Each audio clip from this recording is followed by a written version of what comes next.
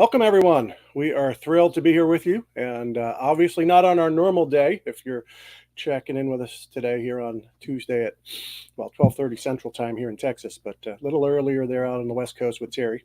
What is it? But We're a day late and an hour early. yeah, we thought we'd add a little confusion just to know what confusion looks like, so we could say, "Hey, confusion's a problem."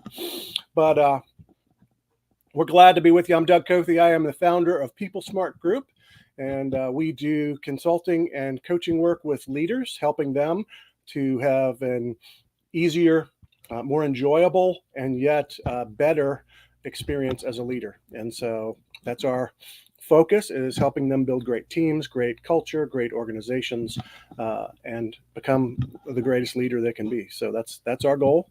And then we're both part of the Organizational Health Collective, which is a gathering of consultants and coaches who do what we do, and internal practitioners who do it on the internal side of organizations. And we are focused with that group on becoming the best practitioners we could be, so we can serve our clientele the best, and so that we can advance the movement of building better workplaces and better organizations throughout the world. And so that's our goal there.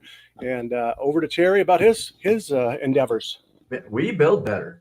My name is Dr. Terry Wager, and I run Generator. Well, I'm part of a team that does generator coaching and consulting, and we do very similar things to Doug. We talk about team performance and leadership performance, and making sure that everybody is doing living up to their potential, really, and helping them to do that, and helping them to really identify where they can do what they want to do on a grander scale, and have fun doing it. And so that's what we do. Love it. So we're thrilled to be with you today. If you didn't catch in the video, the topic is that it's all about relationships. Relationships are the centerpiece of what makes an organization go. And you will never reach full potential in your business, in your organization, without building strong relationships. And so that's our beginning point today as we talk about that. I posted yesterday on my own on LinkedIn about this essential nature of relationships and building client relationships, right? That we have to build trust. We have to build the things that it's all on the relationship to build an ongoing clientele. And repeat clientele, if you looked at our summary underneath, is 5 to, what was it, 200, I forget, 25 times more. It's 25 to 25 times more expensive to get new clientele than it is repeat clientele. And so for any business, it's such a benefit to actually build strong relationships with your clients and to have them trust you and want to keep bringing you back as a trusted advisor. And Absolutely. Excuse me. I think that one of the biggest problems out there is everybody talks about you got to know, like, and trust, and all of this stuff, and relationships are number one, and then they move right into transaction, and they move right into trying to get as many people as they can. And I understand that behavior. I understand the mindset and the scarcity around it. But really, it's this trying to get kind of thing that happens that starts to cause relationships to go off track. When my needs aren't met, first of all, I think they're needs, and then they're not met, I'll start to have problems, and I try to go get what I need from other people because I don't have it. And I was actually talking to one of my clients this morning about the tendency for us human beings to get frenzied around trying to control what's going on and trying to make things happen. And they forget, one, that there's maybe a power greater than themselves out there that actually has a plan for them. And the other is that this is all about relationships and not destinations. That's good. Yeah, we get zeroed in on, what I need to do to succeed as a company. And then we want everyone else to meet our needs. But we fail to realize it's actually about, if I'm meeting your needs and you're meeting my needs, we're good to go. And so if I'm here to serve and to build the relationship and to look out for what's best for you, I'm going to win in business. But if I'm all about me and I'm going to talk you into buying stuff you don't need, or getting services you don't need, or trying to fit a square peg in a round hole for you. You're not going to be a repeat client. One, two, I'm not going to get referrals from you. And three, we're not going to be successful in what we do. And so Absolutely. our work together will never succeed and never reach its full potential. And it's going to hurt the company that we're working with. And so again and again, people are so focused on what's my offering, or what's my pricing, or no, at the end of the day, when it comes to sale, on the sales side or the business development side, it's about relationships. On the internal side, it's about relationships. How do we get the most out of our employees? Relationships, trust. The more connection there is, the more people want to stay. Employee retention goes up, right? Teams get better with relationships. Something you just said reminds me of when you're thinking of your business as a commodity, and you're thinking about you got to sell your stuff, you actually slide into thinking about your employees as a commodity as well. Yeah. Well said. And when you think about people as commodity, and you got to pay the right amount of money, and you got to give them the right amount of benefits, and then they'll stay, you've just created your people as a commodity instead of a relationship. And the biggest problem that creates is that you're only looking at things from an accounting perspective, and it all turns transactional, and you forget that your biggest advantage in your business is the people and the relationships you have. Yep. And you reduced it down to, well, my stuff is on sale and theirs isn't. And so it moves it into the money kind of thing. And then you get stuck on a race to the bottom instead of, wait, no, what we're really looking for is to create the best relationships, and not just the best relationships, but the best outcomes and the best performance out of this. Because when I have a relationship with you and you are saying, hey, I need this done, I want to actually help make it happen. Yeah. And I want to get on board and help you achieve that goal or vision or whatever that might be. But if it's a transaction, instead of wanting to get on board with you, I want to know how much I'm going to make it. Yeah. That's good. I love that you broke that down, of how we commodify the human aspect of things, because we look at everything commodified, right? And then it becomes all transactional. And if from an employee perspective, if it's transactional, I'm going to come in and check the box and make sure I got all of my stuff done, because that's my transaction. I agreed with you that I would do X, Y, and Z. I'm done. I'm out. Don't ask me to do anything more, right? Because this is just a transaction, right? So why am I sold you my time to do these tasks. Right. There we go. It's a transaction. And I got to make sure that I get mine, because, and unfortunately, one of the things that gets forgotten there is that there is a creator, or that there is somebody that's creating this process moving forward, and we're taking care of it as long as we're, living in that and being of service to other people. We're taken care of, but we forget that we're taken care of. And so then we try to take care of ourselves, and it gets very selfish very quickly. I like that. So there's a sense of our own anxiety out of feeling unstable. Absolutely. And feeling like we have to control everything leads into, hey, I'm going to push and take advantage of other people, or I'm going to try and make everything work out for myself and not worry about others. Rather than, if I've come from a place of security, I can just go, hey, you know what? It'll all work out. I'm going to worry about you. And then you'll do the same, and we'll be good. One of the biggest lies that people tell each other is it's going to be okay. Yep. And the funny thing is well, the lie that you seem to, is like, well, right, because we don't know that it's going to be okay. That's not the lie. The biggest lie, unless somebody's bleeding or dying right now, and you're still okay. Your body might not be, but your soul is. That spirit of you is. But the biggest lie is that it's going to be okay when we get to a certain place and we hit a certain thing, and this thing happens. That's the lie. It's not going to be, because it already is.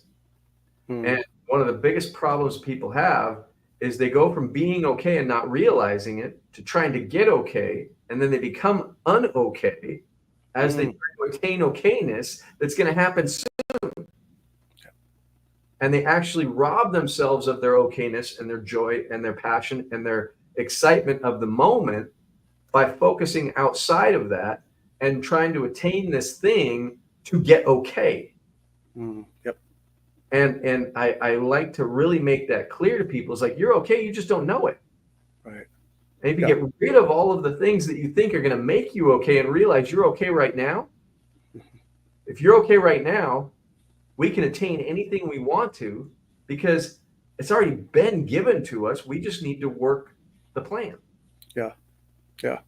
And people don't get it, and they get into their head and they listen to their head and they listen to, oh, shoot, I got to go do this or that.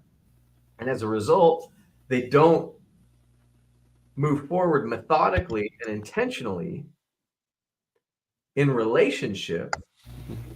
They move forward trying to get their so-called needs met, and they don't realize that they're walking on all kinds of people and separating as they try to take care of themselves. Yeah. So as I hear you say that, what I'm hearing is a sense of, if I don't have a stable identity myself and I'm not okay with who I am and where I'm at and everything, then I'm going to actually look for my identity, for my approval, for my satisfaction, but through other people or other stuff. And honestly, I'm never going to get it, right? I mean, you look at the most pretty people in the world, the most powerful people in the world, the wealthiest people in the world, none of them are happy. They're miserable. Well, you know, I would say that some of them are happy, but those people who are those things have done some kind of work to have, and I always talk about this is like, if you want good relationships, you have to have a relationship with yourself first. And I use this as an example is like, and I'll ask you, Doug, your wife, what's her name again? Lori. If you and Lori were in the same room and you grabbed her by the shoulders and started trying to make her do stuff, what would she do? Oh yeah, no, she would object quickly. She would object. I would find out real quick that was not a good thing. Yeah, resist right away. Yeah, it doesn't work unless you want to have some play wrestle going on. But then what we do is metaphorically, we try to do the same thing to ourselves and we try to control ourselves. Yep. And the funny thing is our ego resists the same way anybody else would. Yeah. I'm not going to do what I tell myself I want to do or I need to do. I have to do. I don't want to do any of that. I want to go and be on a beach. I want to go and take a day off. I want to do what I want to do. I don't want to do what my head says I have to do. This to-do list, it goes out the window. Yep. That's how it is with everyone. And if we go, wait a minute, I can't control myself. I don't want to control myself. I want to have a relationship with myself. And we start to actually identify what's going on with us, that we're not doing the things we want to do. And we're not able to do the things we should be doing. We can actually put plans in place to get those things done. We can ask for help from other people. We can tell them what's going on with us emotionally, that we're not getting those things done. And we can ask for help and we can accept it when we get in relationship with ourselves instead of trying to control ourselves. So let me reflect back to our earlier language. In essence, what we start doing is treating ourselves like a commodity or treating ourselves transactionally. Rather than realizing, guess what? I'm a human being. And I need to treat me like a human being, just like I need to treat my employees or my coworkers or my team as human beings. Yeah. Yeah.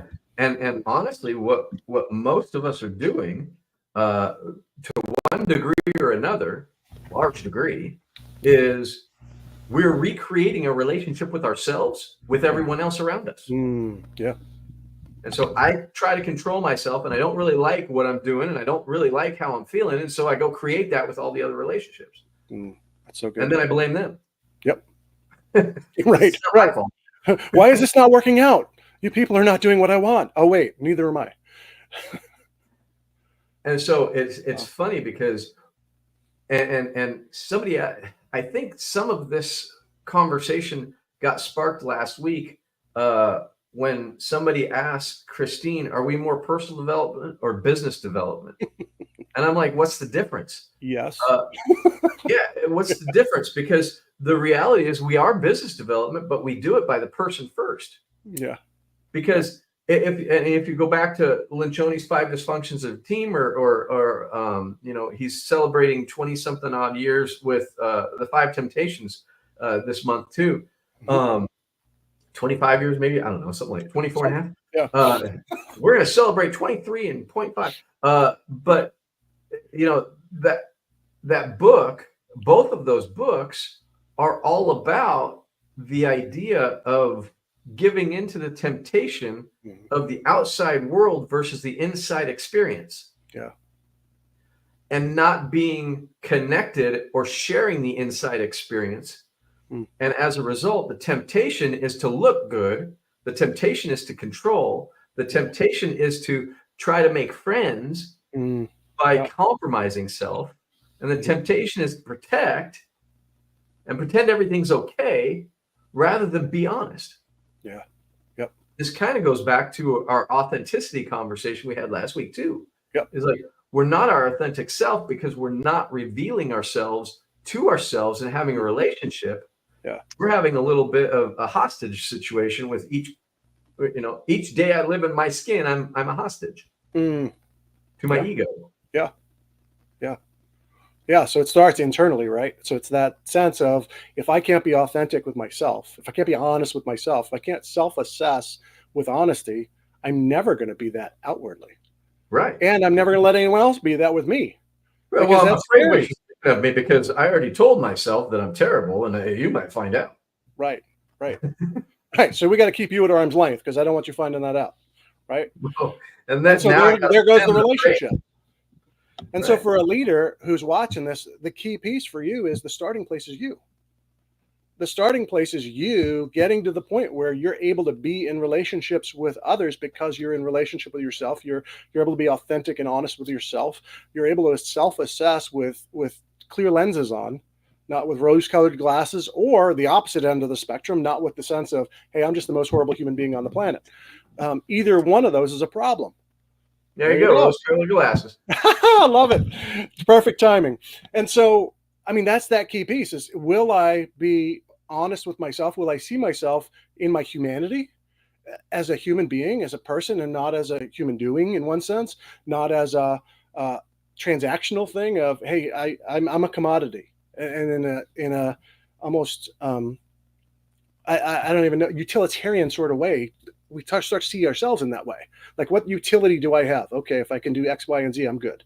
No, my usefulness is as a human being. My value as a human being. My dignity is as a human being. And then those relationships have to transfer out to our people. And if we treat our people not like human beings, we're not going to get the best out of them. We're not even going to get anything out of them, because they're transactional. And then they're sitting there going, okay, I'm here until I get a better deal. And then I'm gone. And you want loyalty from me, but you don't treat me like a human being. No, you're not going to get it. It's funny because I've heard people say, and I might have even been guilty of saying this, is I'm harder on myself than other people. Well, right. And everybody else left. And you can't. And so now, not only are you harder on yourself than others, you're beating yourself up constantly, and you're jealous of everybody that gets to get away from you. Yeah. You might want to change how you're doing that, because the reality of any kind of situation where you're involved in it, if you're not happy with the other people, you're not happy with you. Yep. If you're not happy with you, most likely you're projecting the unhappiness with them. You've created it, and you got to start really looking at yourself and going, okay, what do I really want? What's really going on with me? And not my relationships out there. They're very good to look at and go, okay, my relationship with Doug, he's resistant of what I'm saying, or he's arguing with what I'm saying. Okay, so how much am I arguing with what I'm saying to myself? How much am I trying to push power on him without realizing that maybe I'm coming from not such a pure place, or not such a clean place, or not such a okay place, because I'm listening to my head tell myself I'm not okay, and I have to convince him of what I think in order to then be okay. And once I get him on board, then I'll be okay. See, Mm. that thing I was talking about before, I brought it back. Yeah. Yep. You do it with a joke, but you do it with these situations too. It's like I brought that idea back. Is like, when I'm not okay with myself, I'm going to push everybody away, trying to get them convinced that I'm right about it, instead of going, wait a minute, how am I wrong? Yep. Yep. And I talk about this in the book I wrote, Quit Taking Your Own Bad Advice, because it's such a really big central piece to us as we live in this confirmation bias world, or just cognitive biases. And there's hundreds of them. For every thought, we probably have a bias. Mm. And the problem is we believe them. Wow. Yep. And if I believe my own biases, then I'm a closed loop.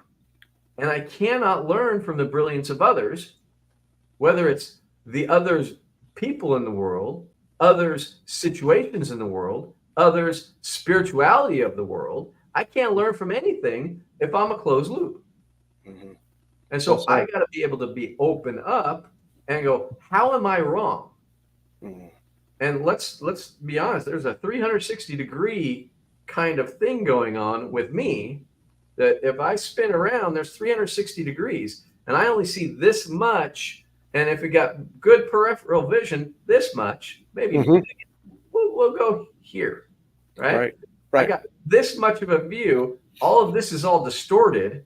Yep. And as I come here, it's less distorted, but I still only see one view. Yeah. And so how am I wrong about what I'm seeing? What am I missing? What else is out there? And my favorite question after how am I wrong? How else am I wrong? Because it's not just one way. Right. And when I start asking those questions, I can become much more curious and inviting of other people's opinion and perspective. And through that, we can create new meaning. And that's the whole idea of co-active learning, is the idea of having more than one point of view around it and seeing. But we don't like to do that. I like to control myself and then control everybody else, so that you don't trigger me. Yeah. Yeah. I don't like to be triggered. Sure. Right. Well, and you reminded me, even with, I love the way you did it with, hey, this is all I see perspective wise, and then there's all stuff behind me I don't see. And it reminds me of the Johari window of, hey, there's what I see and know, and what others see and know, and what no one sees and knows, and what, Exactly. And so you got those different quadrants, and it's like, okay. And the way I grow in a lot of ways of knowing that stuff is being in relationship, being connected with other people who reflect and are mirrors to me of what's going on. Right. Absolutely. And I love too, just the idea that if you're a leader out there and you're sitting there going, oh, this is just a bunch of psychological mumbo jumbo, let me ask you a question. If you walk into every different context and situation, and there's an issue in that context and situation, who's in all of them? Yeah, right. You. Right? So you're bringing at least a portion of the problem with you. Right. One of the funny things I often tell people, it is psychological mumbo jumbo. There's a couple of things I say. One, yes, it is psychological mumbo jumbo, and that does not mean it's wrong. Yeah. The other is, a lot of people love to go, oh my God, he's going to analyze me. And I say, I already have. Yep. I was done as soon as you asked that question or got worried about it. Right. Right. Yeah. And so it's already happened. So don't worry about that. It's already over. You've been judged, and you're forgiven. Not by me. No. I'm not very good at forgiving, but I can allow it. And so he's learning. He's growing. Well, I'm the allower. I can't. I'm not the power that be. I don't have that power. It's just my personal belief there. But the funny thing is when we actually start getting into this, and I start watching people, and I work with a bunch of different senior people that are all like, oh, they're never going to change, or I got to get rid of this guy because he's just like. He asked me, what's the worst person? This person asked me this morning, what's the worst person that you've ever worked with? And I was like,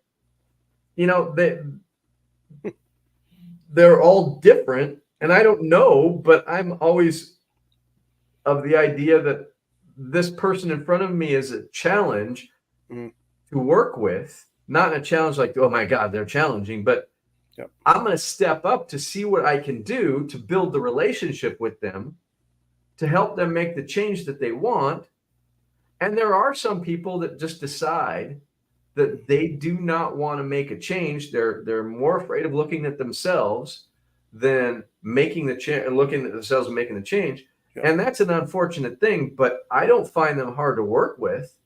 I think that they're hard for themselves to live with, but they're not hard for me to work with. Right. And well, the thought that hit me when you said that question was me.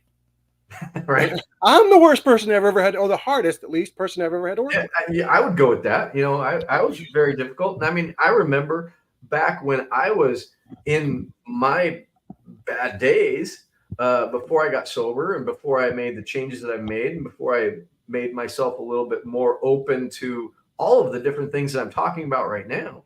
Yep. And I was very closed loop. Yep. And you couldn't convince me that I'm good looking, that I'm okay, that I've got things going for me. I was like, everywhere I look, I see crap. Yep. And so you can't convince me. And my mom, when I was like 12, 13 years old, she did, "You're so handsome." And I'm like, "Why do you lie to me?" How harmful is that to my mom? Right. Right. Yeah. That was so mean. And I was so focused on the fact that I didn't like who I was, that I could not hear a compliment and I could not allow someone to give me one. And it was so devastating to her. And I didn't understand why she would lie to me. Right. Like closed, like cut off from even the belief. I was such in a victim state. And it's like, as I made changes and realized that, hey, you know what? I'm being stupid. And that's not insane, it's stupidity. And start to believe the other people that they see good things that I don't see. Well, that's where I started to actually have a relationship. And I actually had to depend on other people for a while before I had a good relationship with myself. And that takes a lot of courage. And I'm not trying to like toot my own horn. I was scared to death, but it took a lot of courage to stop listening to me tell me about me, and tell me about what might happen, and step into that scary stuff and step into that even terrifying stuff of opening myself up and being vulnerable to see a different side of me that other people saw that I could not see. That's good. And that's where the relationship for me started. Well, and I, even as I think about all that you just shared, and I think about my of like, hey, I'm the hardest person I've ever worked on and with. I think that's the biggest barrier for us, a lot of us, to actually being relational and leading in relationships is we don't want to deal with our own crap. Right? I mean, it's just like, I don't want to look inside. There's a scary place in here. It's a scary place in my heart. I don't want to deal with the reality and the truth. I want that guy to ask me again, because that's the answer I get. Like me, as the hardest person. But the reality is, other people are not hard to work with. For the most part, we want relationship. We're just afraid that we're going to get rejected. And it's funny because I work from an attachment model, and I talk about it from time to time. I do trainings on it and stuff, and this is the model. It's too insane for anybody to really look at. And a lot of people told me to never show that to anybody. And so I promptly put it on my wall. He does it a lot. But the funny thing is we all have this stuff going on, and we're all wanting to attach. And so my attachment model, if I was really going to say what it is, it's a fear of rejection model. And we all have such a deep, unconscious fear of rejection. At the same time, an overwhelming desire to connect, that we start to protect right away from everyone and everything that may reject us. And then we try to test whether they're going to or not reject us. And if they don't, we don't go, okay, they're not going to, they're good. We go, I'll try again. I'll try again. I'll try again. And it's this idea of fear of rejection that we're doing with everybody, that we're trying to test everybody to see if they're really for us or not. But the one person we never test is our own ego that's totally against us having friends. It wants to be our only friend. And meanwhile, it tells us to do really stupid things most of the time, and then blames that vulnerable part of us scared. And like, Yeah. hey, jumping off this cliff would have really worked if it wasn't for you, you scaredy cat. And like, yeah, but I'm on the bottom of the cliff and everything because you made me jump. Mm. And it's like argument, constant with ourselves. And I may sound insane here, but the fact of the matter is what I'm talking about is what goes on with everybody every day, doing everything in the background of our world while we're trying to live our life, while we're trying to make our money, while we're trying to run a company, while we're trying to have a meeting, while we're trying to have a relationship. Yeah. Yep. All of this insanity is what's going on in the background, and not just one person, everyone. Yeah. And that's a huge statement that you just said, because I think the first step for the fear of dealing with me is realizing I'm not alone. This is all of humanity, right? So welcome to the club. We're all a mess. We all need to work through these things.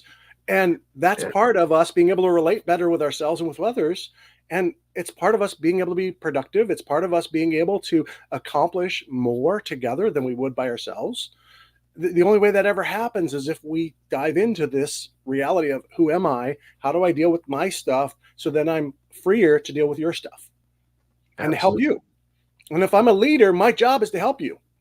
And how can I ever do that? It's not me being a taskmaster. It's not me. It's me leading people. And if I'm going to lead people, I have to deal with my stuff to get to the point where I can offer help to others. And we have to be able to be vulnerable about the things that we're going through, the things that we're thinking that probably ain't so. You know, it's not the things that, I think this is Mark Twain, but it's not the things that you don't know they're going to get you. It's things that you know for sure that just aren't so. Yeah. Right. And spend hours and hours and hours worrying about things that have never happened. Yeah. Yep. And never going to happen. Yep. And it's like, we all do this, but then we bring it into the relationship with other people. And it's kind of like having a really, really bad argument and then seeing somebody and just redoing the argument with them now that they're in the room. You know, like, I already had the argument. now my practice went so bad, I'm going to yell at you. And it's like, what the heck happened?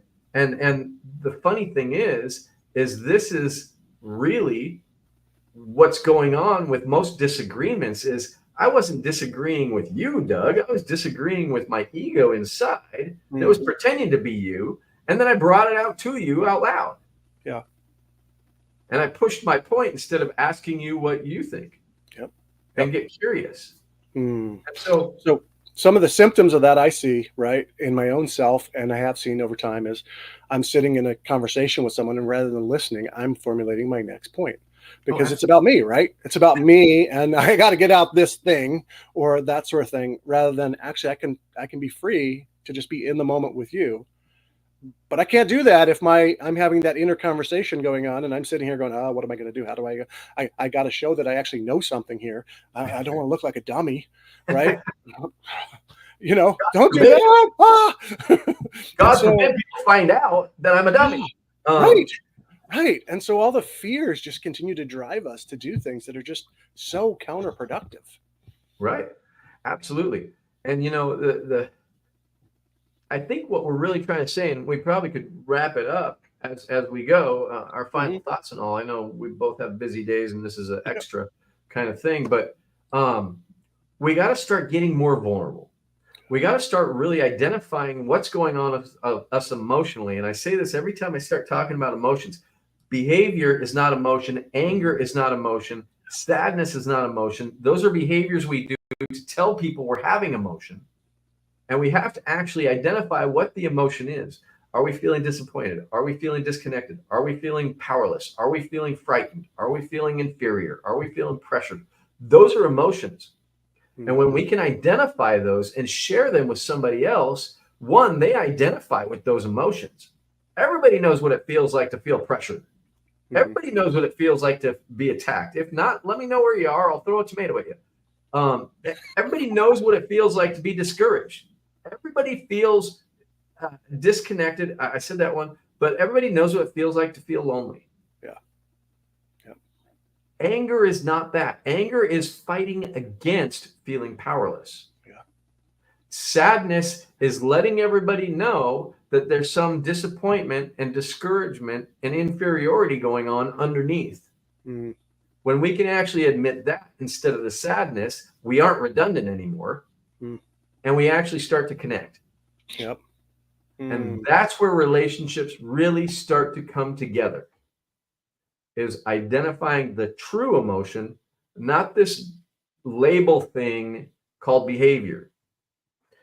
And so my encouragement with whatever you're doing as a leader, and maybe you're only leading a couple people, maybe you're leading as a parent, maybe you're leading yourself, start to get clear about what emotion is and identify it more, and start being honest about what you're feeling instead of trying to pretend that everything's all right all the time.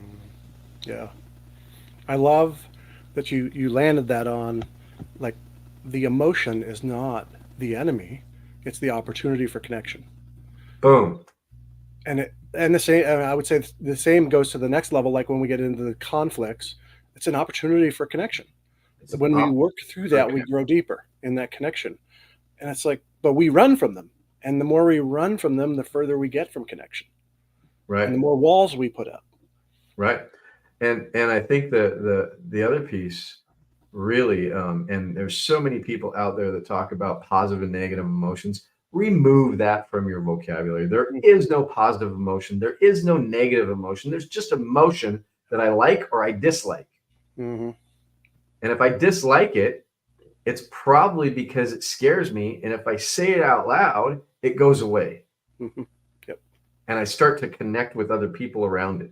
Yeah. And so the emotion is the connector in relationships. Mm. Yeah, and I just what I just heard from you too is that connection then brings strength and freedom. Yes. Because I'm no longer beholden to the emotion. I've now put it out there and I've connected with someone else over it, which gives me the strength of that relationship to carry it and the freedom from it of just, hey, I got to hide this down in here below and I don't want anyone to know about it. And what's it going to do to me? Absolutely. Yeah. And so I think a couple key points, I think, for leaders coming out of this is, one, realize your own fear of dealing with your own stuff, but realize the benefit of doing it, because you will be a much, much better leader. You will be much more free yourself and able to just be in situations and to be present in them rather than constantly dealing with all the voices and all the nonsense that goes on in your head and your heart. Second, your next fear is going to be, guess what? Relationships are chaotic. Welcome to life. There is chaos there. They're messy. We're people who have different emotional responses to things, different thoughts about things, different ways of entering into things, different personalities even. And that's going to create a matrix of messiness that we've got to just be willing to enter into, because it's actually a beauty, because as we become more interdependent and you use your strengths and I use my strengths and your perspective helps enhance, and your whole picture there of this is all I see. Well, as your perspective enhances my perspective, even of myself, but also of all that we're doing, we make better decisions. Yeah, absolutely. Absolutely.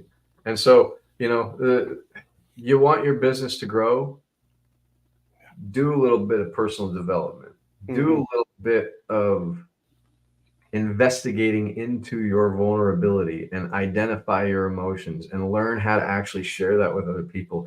As you share yourself, your business will grow. Yep. And as we say all the time, the leader grows first. Absolutely. And so if you're going to be a leader and you want to be a better leader, a great leader, it means you got to dive in and go first for your team's sake as much as for your own sake. And when you do, you will bring others along with you. Absolutely. And you'll lead them to healthier space. You'll have a healthier team. You'll have a healthier business, and stronger and much, much, much more productive. You'll get better results. And even, in the beginning video, it said, it's not just the people side that doesn't function well when we're not functioning well in relationship. It's also the technology. It's also the strategy. The limiting factor in your business 99.9% of the time is going to be people. Absolutely. Sure, there's times we don't have the best technology, but guess what? Companies without the best technology beat companies with better technology when their people are all working together. Right. I think one of the last things I would probably say is it's not our fault, but it is our responsibility to become more self-aware. Yeah.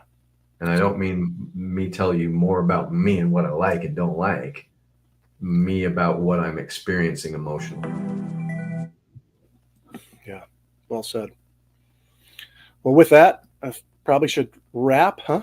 Yeah. Seems Sounds like good. we've hit some good points here. And if you're listening today, we would love to just interact with you over this. We'd love your feedback. We'd love input. Right? Again, this is our perspective, but maybe it's been expanded a little bit as we interact with other people and other ideas. And yet, your perspectives are helpful for us, and ours for you. Right? So you're listening to this, and hopefully that's expanding your perspectives. But we need you too. And so let's dialogue. Let's dive in on this.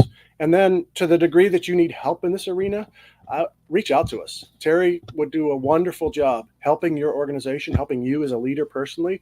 I think I do a pretty good job, maybe not as good as Terry, but hey. Hey, you know what? I think you would knock it out of the park too. Yeah. And so we can help you. We would love to dive in. We've been on our own journey in this, and, we can help you with where we've gone, what we've learned, what we've understood. And that's been a lot.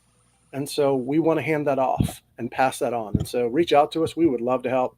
And we're so glad you joined us. And we'll look forward to joining us next week. We will be back on Monday, and we will be back at 1:30. Is that our normal? 1:30. Central. Central. Sorry. Yeah. Central. Houston time. So Monday, Yeah. 1:30. Sorry, I'm confused because it's Tuesday and, Central. it's blown up my whole world. I don't know what to do with myself. I'm confused. All right. Y'all have a great week. everybody. We'll see you next week.